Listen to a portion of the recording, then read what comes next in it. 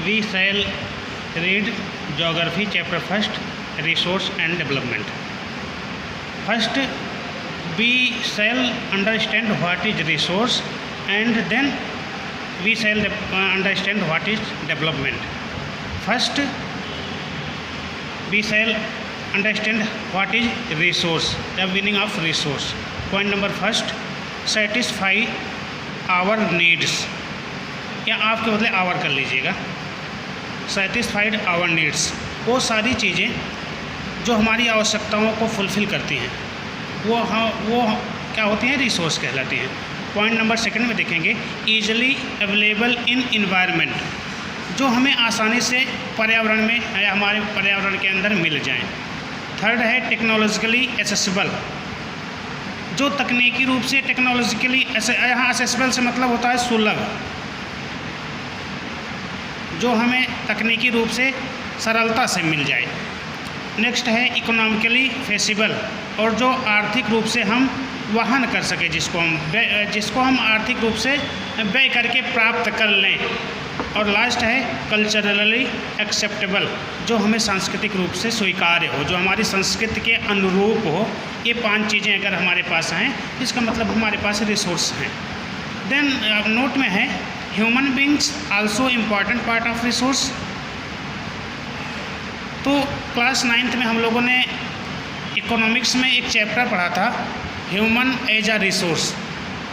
तो उसमें हम लोगों ने अंडरस्टैंड किया था, हम लोगों ने समझने का प्रयास किया कि ह्यूमन बींग भी एक रिसोर्स है और मेजर रिसोर्स है वो. Without human being we shall not improvement any resource, या हम इस तरह से कह सकते हैं कि we are not utilise resources without interfere of human beings. तो नेक्स्ट पॉइंट हम देखते हैं, क्लासिफिकेशंस ऑफ रिसोर्स. हम अब रिसोर्स को वर्गीकरण करेंगे, क्लासीफाई करेंगे. उसमें फर्स्ट पे रहेगा on the basis of origin, उत्पत्ति के आधार पर. उत्पत्ति के आधार पर इसको हम 2 भागों में क्लासीफाई करते हैं. पॉइंट फर्स्ट रहेगा बायोटिक और पॉइंट सेकेंड रहेगा एबायोटिक. बायोटिक से सेंस ये होता है कि obtain bye biosphere have a life. Example इसके हैं flora, fauna, fisheries, cattle, human beings. तो बायोटिक से सीधा सीधा हमारा सेंस ये है कि वो सभी चीज़ें जो हमारे पर्यावरण में मौजूद हैं और वो जिसमें जीव है, उसको हम बायोटिक से यहाँ मतलब जैविक है. जैविक का मतलब ये है कि जिन चीज़ों में जान है वो सारी चीज़ें बायोटिक के अंतर्गत आती हैं. और अबायोटिक सेम इसी का अपोजिट होता है, composed of non living things. वो सारी वस्तुएं जिसमें जीवन नहीं होता, जीव नहीं होते, वो बनते हैं अबायोटिक के कैटेगरी में आते हैं. और एग्जांपल आप देखेंगे तो rock, minerals, ETC are abiotic. Second point पे हम चलते हैं, on the basis of exhaustibility. Exhaustibility से ऐसा हमारा यहाँ ख़त्म होने या समाप्त होने से है. उसमें इसको हम 2 कैटेगरी में क्लासीफाई करते हैं. फर्स्ट है रिन्यूएबल और सेकंड है नॉन रिन्यूएबल. रिन्यूएबल, इसमें रिन्यूएबल में पॉइंट नंबर फर्स्ट है कैन बी रिन्यूड और रिप्रोड्यूस बाय फिजिकल, केमिकल्स और मैकेनिकल प्रोसेस. यानी कि हम ऐसे संसाधन, ऐसे रिसोर्स जिसको हम दोबारा अपने यूज़ में ले लें, उसको हम रिन्यूएबल कहते हैं. एग्जाम्पल में आप देखेंगे विंड एंड सोलर एनर्जी, इसको हम कई रूपों में इसको यूज़ कर सकते हैं, ये रिन्यूएबल हो गया. और इसी का सेम अपोजिट नॉन रिन्यूएबल, मतलब जिस चीज़ को हम एक बार यूज़ कर लें तो दोबारा हमारे यूज़ में ना आ सके, वो दोबारा हमारे यूज़ के काम के लायक नहीं रह जाए. इसमें दिया गया point number 1, can not be renewable और रिप्रोड्यूस या रीयूज़ ब्रैकेट में है. रीयूज़ मतलब जिसको हम दोबारा यूज ना कर पाएँ या जिसको हम दोबारा रिन्यूअल ना कर पाएँ. एग्जाम्पल में आप देखेंगे minerals, rock, fossil fuels are some examples of non renewables. Third stage पे हम चलते हैं, on the basis of ownership. Ownership से मतलब यह होता है स्वामित्व के आधार पर है, मालिकाना के आधार पर. इसमें हम इसको 4 कैटेगरी में क्लासीफाई करते हैं. फर्स्ट में रहेगा इंडिविजुअल, सेकंड में रहेगा कम्युनिटी रिसोर्सेज, थर्ड में रहेगा non national resources and fourth में रहेगा इंटरनेशनल रिसोर्सेज. अब हम एक एक को क्लासीफाई करके चलते हैं.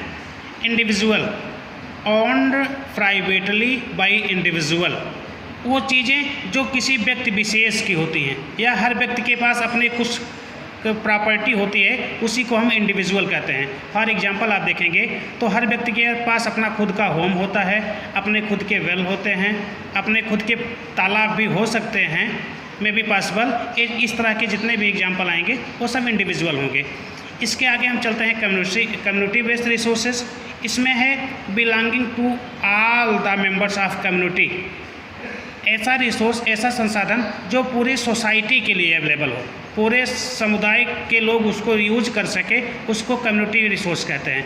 आप एग्जांपल देख सकते हैं, grazing lands and community parks.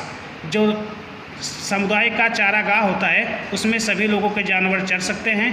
Community park जो पूरे समुदाय का एक खेल का मैदान होता है, उसमें किसी एक का अधिकार नहीं होता है, पूरे समाज के लोग उसमें खेल सकते हैं या कोई फंक्शन ऑर्गेनाइज कर सकते हैं।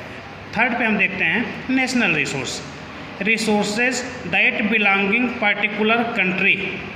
कोई भी रिसोर्स जो किसी पर्टिकुलर कंट्री से बिलोंग करता है उसको हम नेशनल रिसोर्स कहते हैं।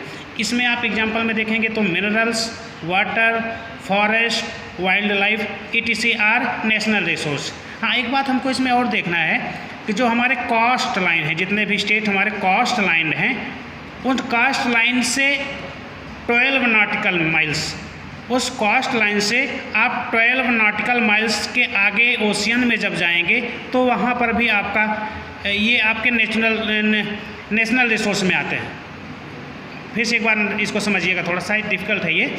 जब हम कास्ट लाइन के जितने भी हमारे स्टेट्स पढ़ते हैं, उन स्टेट्स के बाउंड्री से आप 12 नॉटिकल मील्स अंदर ओशियन में जब तक जाएंगे वहाँ तक आपका नेशनल रिसोर्स में आएगा। और उसके आगे इंटरनेशनल रिसोर्स में हम देखते हैं तो 12 नॉटिकल मील्स से आगे और 200 नॉटिकल मील्स तक ये इंटरनेशनल रिसोर्स माना जाता है। इसके आगे जो होता है वो होता है ओपन ओशियन होता है। इसके आगे 200 नॉटिकल माइल से जब और आगे समुद्र की तरफ जाएंगे तो हो जाएगा ओपन ओशियन। ये खुला समुद्र होता है सबके लिए। इस पे जैसे यूएन वगैरह की जो इंटरनेशनल ऑर्गेनाइजेशन होती है उसकी अथॉरिटी इस पे होती है। तो ये ध्यान रखना, 12 नॉटिकल माइल्स तक नेशनल रिसोर्स में आता है और 12 के आगे और 200 नॉटिकल माइल्स तक ये इंटरनेशनल रिसोर्स आता है। माना कि उस पर भी उसी कंट्री का राइट होता है जिसके करीब में ये होता है। बेसिस ऑफ डेवलपमेंट में फर्स्ट है पोटेंशियल रिसोर्स, सेकंड है डेवलपमेंट रिसोर्स, थर्ड है स्टॉक रिसोर्स एंड फोर्थ है रिजर्व स्टॉक। तो हम फर्स्ट में देखते हैं पोटेंशियल रिसोर्स। पोटेंशियल मतलब संभावित, जो हमारे पास इन फ्यूचर संभावनाएं हैं, इससे हम इसको यूटिलिटाइज कर सकते हैं अपनी आवश्यकताओं को फुलफिल करने के लिए। Found in a region but not being utilise, ये किसी एक क्षेत्र विशेष में पाया जाता है बट हम अभी इसको यूटिलिटाइज नहीं कर पा रहे हैं। एग्जाम्पल में आप देखेंगे wind and solar energy in Gujarat and Rajasthan. Second में हम चलते हैं डेवलप रिसोर्स। डेवलप से ऐसे है यहाँ पर विकसित, जिसको हमने विकसित कर लिया है, जिसको यूटिलिटाइज कर रहे हैं प्रेजेंट में। रिसोर्स दैट आर सर्वेड, जिसका सर्वे हो चुका है, जिसके बारे में हमको जानकारी हो चुकी है और जिसको हम प्रेजेंट में यूज़ कर रहे हैं। फॉर एग्जांपल आप देखेंगे तो कोल हो गया। थर्ड में रखते हैं स्टॉक रिसोर्स। स्टॉक मतलब भंडार, भंडार का मतलब हमारे यहाँ उसके भंडार पाए जा रहे हैं। Can fulfilled our needs, point number first है कैन फुलफिल आवर नीड्स, जो हमारी आवश्यकताओं को पूरा कर सकता है। Does not have appropriate technology, लेकिन हमारे पास उपयुक्त तकनीकी ना होने की वजह से हम इसको भी यूज़ नहीं कर पा रहे हैं। भंडार तो है हमारे पास, लेकिन हमारे पास टेक्नोलॉजी अभी इसको यूज़ करने के लिए नहीं है, इसलिए अभी हम इसको यूज़ नहीं कर पा रहे हैं। एग्जाम्पल में आप देखेंगे hydro gases as a fuel, hydro gas एक फ्यूल के रूप में हम यूज़ कर सकते हैं, बट अभी हम लोगों ने इस तरह की कोई टेक्नोलॉजी डेवलप नहीं की है जिसको हम हाइड्रोजन्स को यूटिलिटाइज कर लें। और लास्ट है रिजर्व। रिजर्व मतलब संरक्षित, संरक्षित मतलब हम उसको रिजर्व रखे हैं इन फ्यूचर जनरेशन के लिए।